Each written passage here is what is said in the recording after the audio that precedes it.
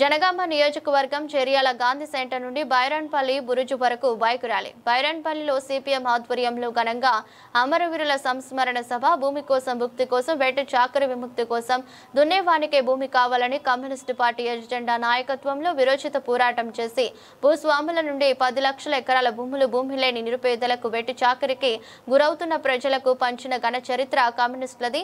ఎర్ర జెండాలని ఈ పోరాటంలో ఏమాత్రం సంబంధం లేని బీజేపీ మేము వారసులమని చెప్పుకోవడం సిగ్గుచేటని.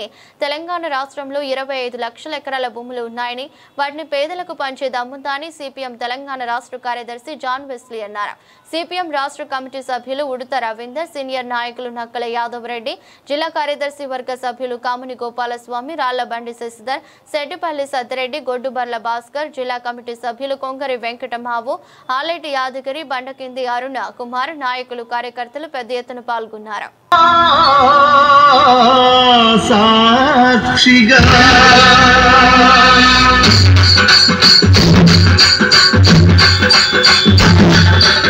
అందరు ఇంకా డీజే పెట్టుకున్నారు. బండి ముంగడి ఓడి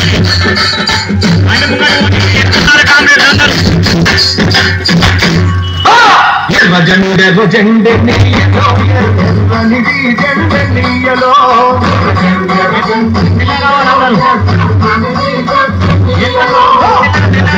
జెండె నీయలో ఎర్రని జెండె నీయలో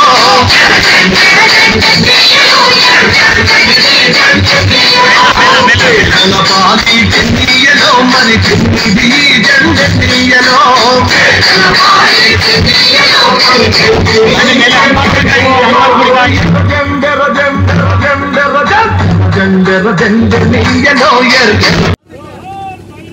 జోహార్ బైరాన్పల్లి అమరవీరులకు, జోహార్ తెలంగాణ రైతాంగ సాయుధ పోరాట అమరవీరులకు, సాధిస్తాం అమరవీరుల ఆశయాలను, వర్ధిల్లాలి ఎర్ర జెండా, వర్ధిల్లాలి ప్రజా పోరాటాలు.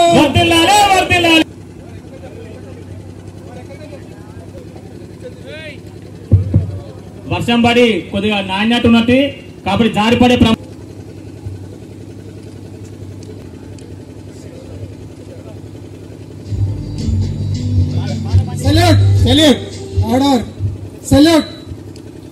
ఆశయాల కోసమై అశువులనర్పించిన అమరవీరులారా లాల్ సలాం.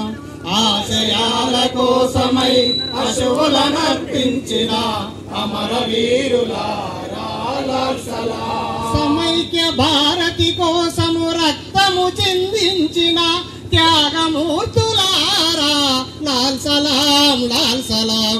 ఆశయాల కోసమై అశువులనర్పించిన అమరవీరులారా లాల్ సలాం. సమైక్య భారతి కోసం రక్తము చిందించిన త్యాగమూర్తులారా లాల్ సలాం, లాల్ సలాం. బీసీలకు 42% రిజర్వేషన్ ఉండకూడదా? జనాభా కంటే తక్కువనే కదా అడుగుతున్నది. స్థానిక సంస్థల్లో సర్పంచులు, ఎంపీటీసీలు, ఎంపీపీలు, ఎంపీటీసీలు కాకూడదా? ఎందుకు కాకూడదు? ఎందుకు రిజర్వేషన్లు ఉండకూడదు? అసెంబ్లీలోనే ఆమోదిస్తారు, పార్లమెంటులోనే వ్యతిరేకిస్తారా?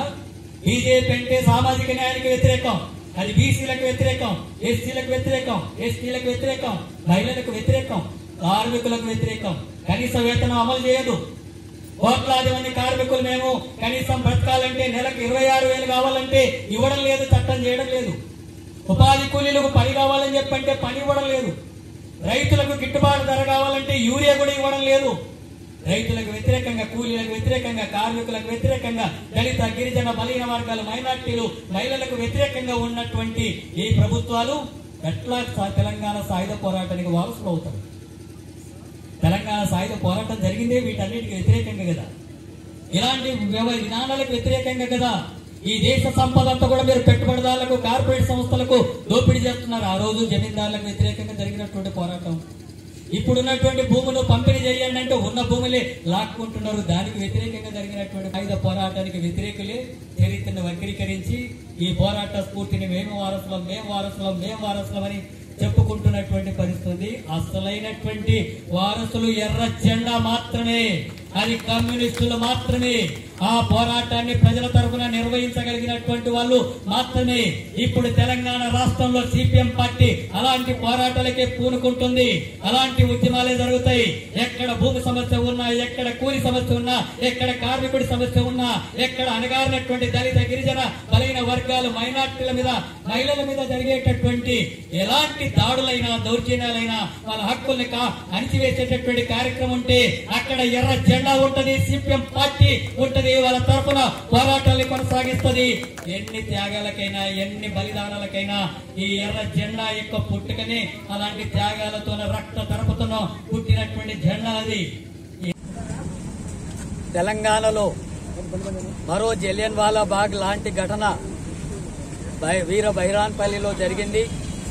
77 సంవత్సరాల క్రిందట ఇక్కడ నైజాం పాలనలోని రజాకారులంతా కూడా ఈ ప్రాంతంలో కమ్యూనిస్టుల నాయకత్వాన భూమి కోసం, భుక్తి కోసం, విముక్తి కోసం, వెట్టి చాకిరికి వ్యతిరేకంగా, అట్లాగే ఈ దేశ పరిపాలనలో స్వతంత్ర దేశంలో ఇది విలీనం కావాలనేటటువంటి ఉద్దేశంతో జరిగినటువంటి ఉద్యమం మీద రజాకారులు నైజాం పాలనలో తీవ్రమైనటువంటి రాక్షస కాండ ఇక్కడ కొనసాగింది. బైరాన్పల్లిలో 99 మందిని దారుణంగా హత్య చేసినటువంటి ఘటన జరిగింది. అలాగే పక్క గ్రామాల్లో కూడా ఇలాంటి ఘటన జరిగింది. మొత్తం ఈ ప్రాంతాలంతా కూడా కలిపి 118 మందికి పైగా దారుణమైనటువంటి హత్యాకాండను కొనసాగించారు. ఈ ఘటనకు స్మరిస్తూ ఈరోజు సిపిఎం పార్టీ ఆధ్వర్యంలో ఇక్కడ నుంచి మోటార్ సైకిల్ యాత్ర నిర్వహించి ఈ కార్యక్రమాన్ని నిర్వహిస్తున్నాం. తెలంగాణ సాయుధ పోరాటం భూమి కోసం, భుక్తి కోసం జరిగితే, కమ్యూనిస్టుల నాయకత్వాన జరిగితే దేశ రాష్ట్ర వ్యాప్తంగా దాదాపు 3000 గ్రామాలని విముక్తి చేసి ప్రజారాజ్యాల్ని ఎర్రజెండా స్థాపించింది. 10 లక్షల ఎకరాల భూమిని పంపిణీ చేసింది. వెట్టి చాకిరిని రద్దు చేసింది.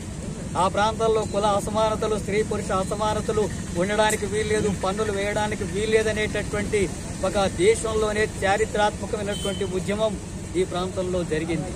ఆ ఘటనలో భాగంగా ఇది తెలంగాణ వ్యాప్తంగా విస్తరించి కమ్యూనిస్టుల నాయకత్వాన పేదలు, శ్రామిక వర్గాల విముక్తి పోరాటంగా మారుతుందని, ఇది దేశవ్యాప్తంగా కూడా విస్తరిస్తుందనేటటువంటి కుట్రలో భాగంగా ఈ హత్యాకాండను కొనసాగించడం అనేటటువంటి జరిగింది. ఈ ఉద్యమం యొక్క వారసత్వంలో భాగంగానే, ఆ పోరాటంలో భాగంగా 4000 మంది తెలంగాణ ప్రాంతంలో అమరులయ్యారు.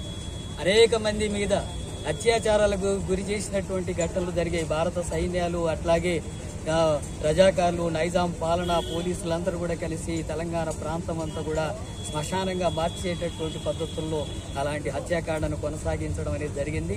1000 మంది కాళ్ళు చేతులు విరగొట్టుకున్నటువంటి ఘటన జరిగింది. వేలాది మందిని జైళ్ల పాలు చేసినటువంటి ఘటన జరిగింది. ఈ ఘటన అంతా కూడా ఇది ఒక చారిత్రాత్మకమైనటువంటి ఉద్యమం. భవిష్యత్తులో ఇలాంటి ఉద్యమం కొనసాగుతుంటే రేపు రాజ్నాథ్ సింగ్ కేంద్ర రక్షణ శాఖ మంది హాజరయ్యి దీన్ని ఒక విమోచన దినంగా వాళ్ళు మాట్లాడుతూ కార్యక్రమాన్ని నిర్వహించబోతున్నారు. వాస్తవానికి ఆర్ఎస్ఎస్ కానీ, బీజేపీకి కానీ ఈ ఉద్యమంతో ఎలాంటి సంబంధం లేదు. అట్లాగే భారత సైన్యం కూడా ఆనాడు రైతాంగ ఉద్యమాన్ని అణిచివేయడానికే పూనుకున్నటువంటి ఘటన జరిగింది.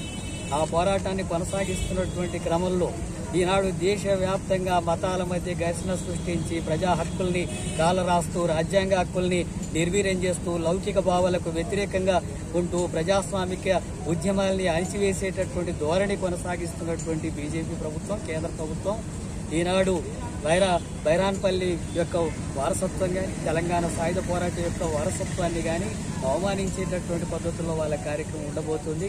ఇలాంటి విషయాన్ని ప్రజలందరూ కూడా అర్థం చేసుకోవాలని చెప్పి విజ్ఞప్తి చేస్తున్నాను. అట్లాగే సిపిఎం పార్టీ ఆధ్వర్యంలో ఈ తెలంగాణలో భూమి, భుక్తి, విముక్తి కోసం జరిగినటువంటి పోరాటాలని, వాళ్ళ త్యాగాలని స్ఫూర్తిగా తీసుకొని ప్రజాస్వామిక హక్కుల కోసం, అట్లాగే లౌకిక భావాల రక్షణ కోసం, మత సామరస్యం కోసం, కుల అసమానతలను నిర్మూలించడం కోసం, స్త్రీ పురుష అసమానతలు నిర్మూలించడం కోసం, శ్రామిక వర్గాల విముక్తి కోసం జరిగేటటువంటి పోరాటాలని మరింత ఉధృతం చేయడమే వీళ్ళందరికీ కూడా ఇచ్చేటటువంటి నిజమైనటువంటి నివాళి. సిపిఎం పార్టీ నాయకత్వాన తెలంగాణ వ్యాప్తంగా ఈ ఉద్యమాన్ని భవిష్యత్తులో కొనసాగిస్తామని చెప్పి తెలియజేస్తున్నాం.